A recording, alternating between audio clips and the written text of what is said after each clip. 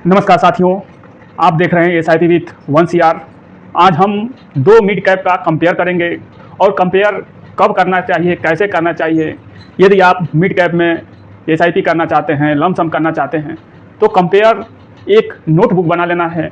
Notebook का 2-3 fund का ऐसे ही लिख लेना है, 10 से 15 साल, यहाँ तक कि जितना जब से वो चालू है तब से और अभी तक उसका परसेंटेज हर साल का देख लेना है।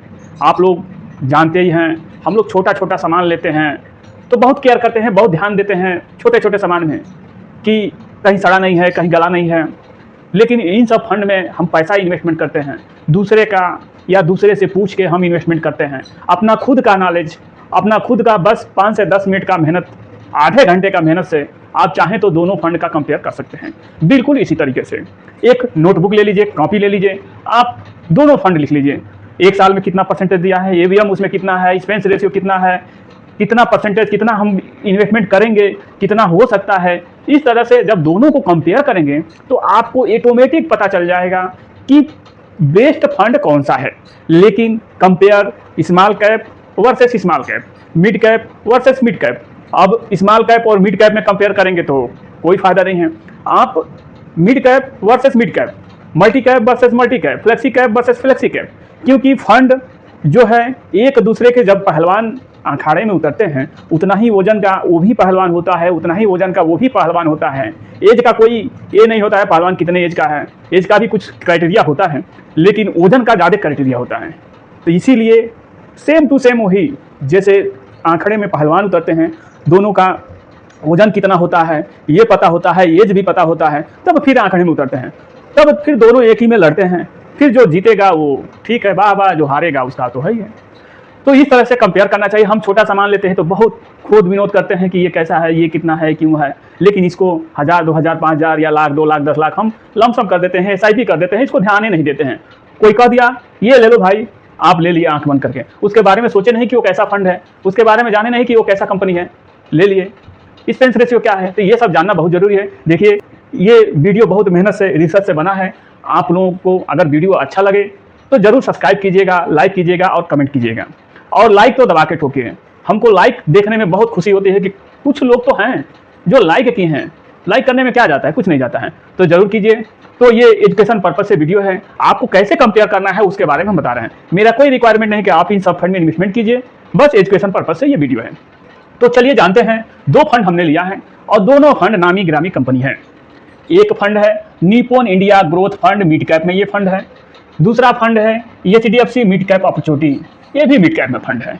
ये दोनों को हम कंपेयर करेंगे। आप ये पोर्टफोलियो में अगर ये फंड हो तो जरूर आप देखिए, नहीं हो तो फिर भी समझ लीजिए कि ये फंड परफॉर्मेंस कैसा किया है 15 से 20 साल में। ये फंड ऑलरेडी पीछे से बना चुका है। तो वीडियो थोड़ा मेरा लंबा हो जाता है, आप लोग थोड़ा टाइम का वैल्यू तो मेरे पास बहुत रहता है कि टाइम का, किसी का टाइम हम नुकसान न करें, टाइम किसी का न खत्म हो, तो इसलिए जरूर ये वीडियो देखिए और पूरा वीडियो देखिए तो आपको समझ में आ जाएगा कि ये सब फंड कैसे हैं। तो चलिए जानते हैं, निप्पॉन इंडिया ग्रोथ फंड की चालू करते हैं। एवीएम है इस फंड में 36,831 करोड़ रुपया एवीएम है। ये पब्लिक पैसा डालते जाएगी, ये बढ़ते जाएगा, पब्लिक पैसा निकालते जाएगी, एक निकलते जाएगा, घटते जाएगा। ये भी हर रोज हर डेली बढ़ता है, घटता है। 31 है 32 हो जाएगा, पैसा बहुत ज़्यादा रिडीम होगा, मार्केट गिरेगा तो पैसा रिडीम होगा तो ये 30 भी हो जाएगा। तो ऐसा ही बढ़ता घटता रहता है। तो इतना करोड़ रुपये, 36,831 करोड़ रुपया इस फंड में एवीएम है। ये फंड चालू कब से है वो भी बताते चलें। 8/10/1995 से ये फंड चालू है, 30 साल हो गया इस फंड को, कुछ एक आध महीना इधर उधर 30 साल हो गया। इस फंड में सबसे बड़ी बात, बेस्ट इसमें बात यह है कि ये इसमें आप 100 रुपये से एसआईपी कर सकते हैं और 100 रुपये से टॉपअप भी कर सकते हैं। लमसम मान के चलिए 100 रुपये से आप कर सकते हैं। अब जिसके पास 500, 1000, 2000, 10,000 न हो वो भी 100 रुपये से एसआईपी कर सकता है, और वही 100 रुपया 40 साल कर दे, 100 रुपया 40 साल कर दे, 1 CR आराम से हो सकता है, गारंटी नहीं है। रेगुलर में एक्सपेंस रेशियो है 1.56% और डायरेक्ट में एक्सपेंस रेशियो है 0.71%। अब डायरेक्ट और रेगुलर के बारे में आप जानते ही होंगे, नहीं जानते हो तो पीछे वीडियो है डायरेक्ट रेगुलर का, हमारा देख लीजिए। फिर ऑल टाइम रिटर्न, यानी 1995 से जब से ये फंड चालू है, ऑल टाइम रिटर्न 22.64% का ये ऑल टाइम रिटर्न, ये मतलब जब से चालू है 30 साल में, सालों साल, किसी साल ये माइनस में भी गया होगा, जैसे कोरोना का टाइम है माइनस में भी गया होगा, लेकिन वो सब एवरेज करके ये 22.64 का सालों साल दिया हुआ है। कभी मान लीजिए कोरोना 19-20 में कोरोना था तो मार्केट माइनस में भी गया होगा, फिर जब मार्केट बढ़ा होगा तो 20% यदि माइनस में गया होगा तो उसके अगले साल यानी 21 और 20-21 में, यानी 20-21 में 40% बढ़ गया होगा, तो ये एवरेज बना लिया होगा। तो 22.64% का एवरेज रिटर्न, यानी 95 से 30 साल में हर साल 22 का एवरेज का रिटर्न दिया हुआ है। ये इसका गारंटी कुछ नहीं होता है, ये घट भी सकता है, बढ़ भी सकता है, डेली घटता है, डेली के बढ़ता है। 5,000 रुपये के SIP से हम जो है कि चालू किए हैं, थोड़ा जल्दी जल्दी बता देते हैं। 5,000 रुपये महीना कोई SIP किया होता इस फंड में एक साल, तो 60,000 रुपये जाएगा और 9.56% का ये रिटर्न एक साल में, जो कि आप जानते ही हैं मार्केट कभी गिर रहा है, कभी बढ़ रहा है, कभी कुछ हो रहा है, मतलब स्टेबल नहीं है, मार्केट गिरते ही जा रहा है, गिरते ही जा रहा है। तो 9% का ये रिटर्न ये एक साल में दिया है। तो ये जो 60,000 का 62,566 रुपया होता है। अब आप ये सोचिए कि 9% का रिटर्न है, तो 9% के रिटर्न से कौन जमा करेगा। लेकिन वही जब लॉन्ग टर्म के लिए आप सोचेंगे, मार्केट 1 साल 2 साल 3 साल का कोई नहीं, उसका कोई लाभ ही नहीं है। मार्केट में आइए, SIP कीजिए, लमसम कीजिए, कम से कम 10 साल से ऊपर, तभी आप सफलता आपको मिलेगी। फिर 5,000 महीना 2 साल 1,20,000 जाता है और 16.72% के रिटर्न से 1,39,000 ये बना चुका है। आप देखेंगे कि दूसरे साल में भी 1,20,000 का आपको कुछ नहीं मिला, 1,39,000 यानी 20,000 रुपया आपको बढ़ा हुआ मिला। तो फिर सोचेंगे कि 2 साल बहुत बेकार है, 2 साल अब ये तो कुछ बढ़ा ही नहीं, यही सोचेंगे ना, 16 का दिया है। फिर और 5 साल चले जाते हैं, 5,000 रुपये महीना 5 साल कोई किया जाता है तो 3 लाख रुपये जाता है और 25.6% का रिटर्न दिया है।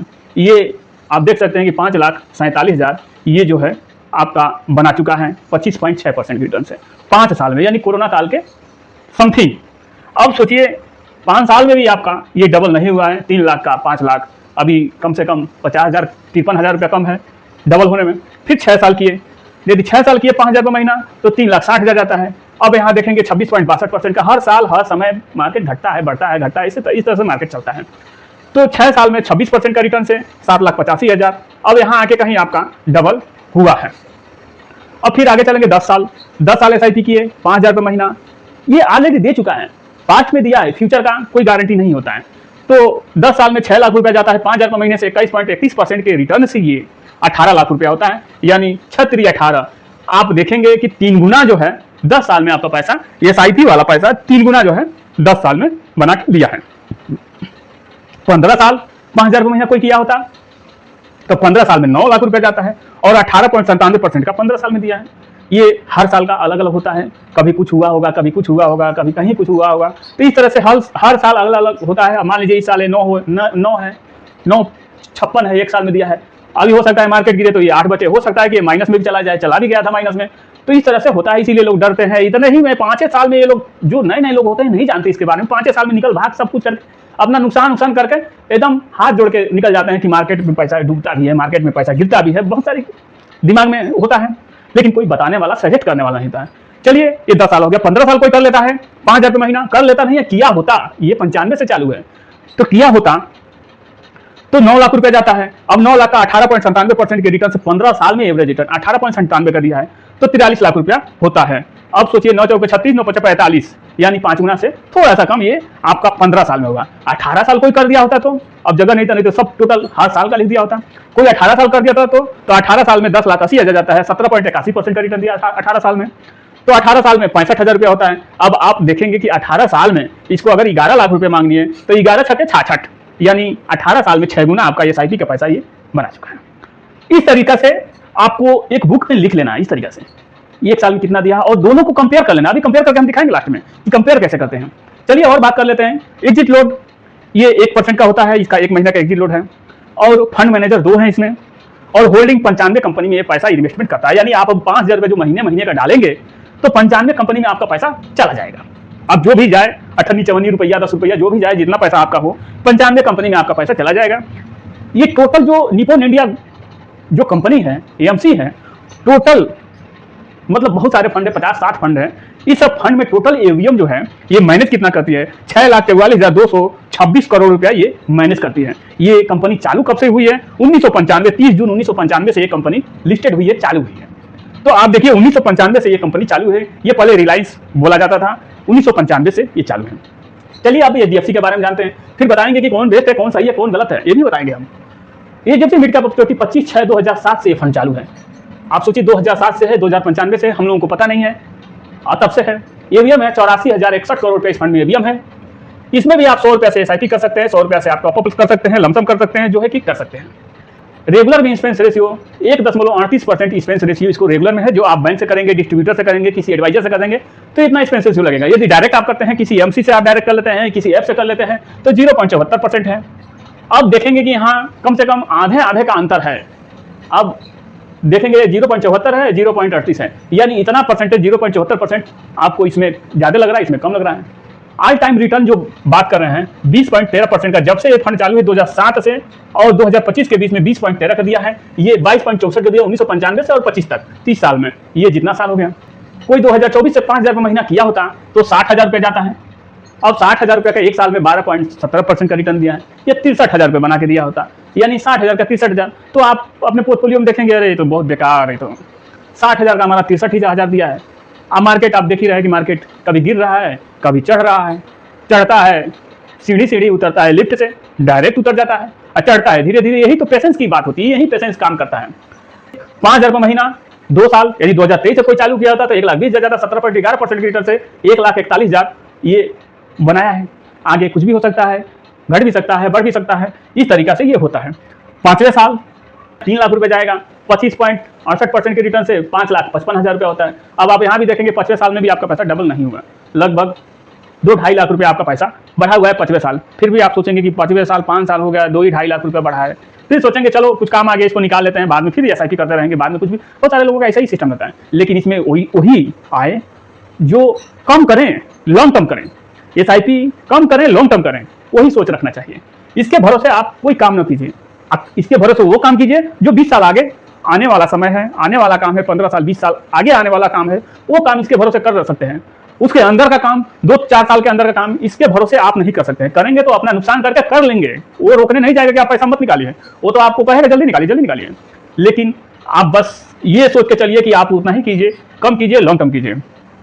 6वें साल 5,000 रुपये महीना 6 साल होता है तो 3,60,000 आता है, 27% का रिटर्न दिया है, तो 7,94,000 मान के चलिए 8 लाख रुपया।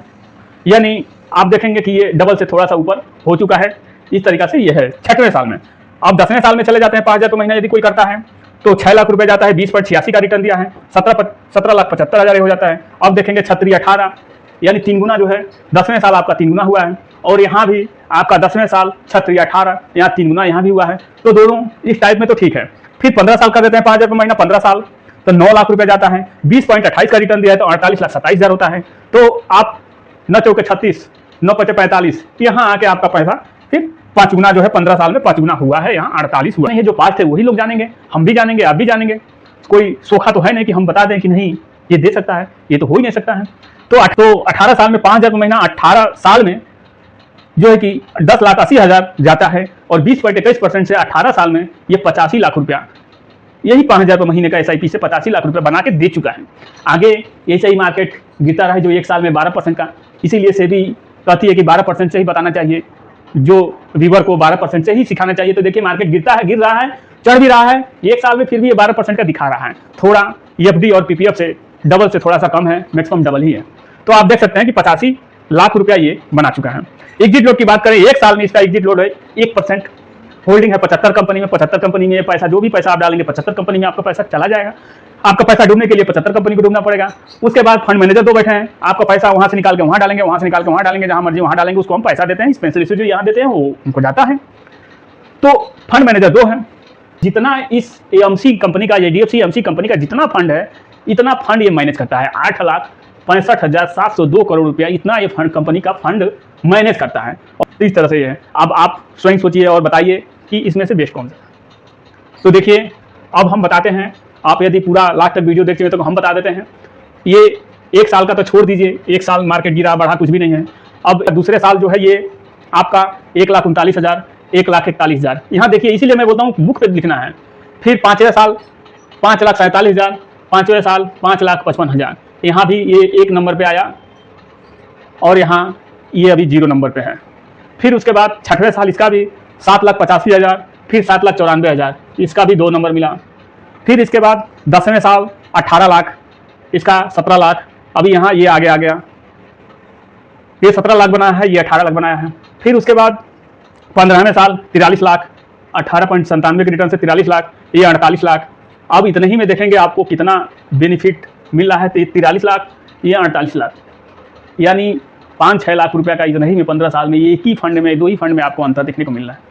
वही चले जाएंगे 18 साल में तो 17.81% के रिटर्न से 65,92,000, ये 20%, वही 18 साल 85 लाख हो रहा है। अब आप देखेंगे कि यहाँ 20 लाख रुपए का अंतर हो रहा है। तो फंड, इसीलिए लोग बोलते हैं फंड डाइवर्सिफाई करना चाहिए, उसका भी मजा लीजिए, उसका भी मजा लीजिए, सबका मजा लीजिए। कंपनी हमारे देखने में HDFC जो है बेस्ट है। बेस्ट तो ये भी है, ये नहीं कहा जा सकता कि बेस्ट नहीं है, लेकिन इसके अपेक्षा ये सही है। आपको जो भी सही आए आप ज़रूर कमेंट कीजिए, हम उसके बारे में फिर रिसर्च करेंगे। लेकिन ये आपके देखने में कैसा लग रहा है? ये भी फंड सही है, लेकिन दो बड़े बड़े धुरंधरों का जब इकट्ठा होता है तो जब अलग किया जाता है तो समझ में आता है। तो आप केयर किए होंगे कि क्या गलत है क्या सही है। तो आपको वीडियो मेरा अच्छा लगा हो, इन्फॉर्मेटिव लगा हो तो जरूर सब्सक्राइब कीजिए, लाइक कीजिए, कमेंट कीजिए। मिलते हैं एक अगले नए वीडियो में। जय हिंद, जय भारत।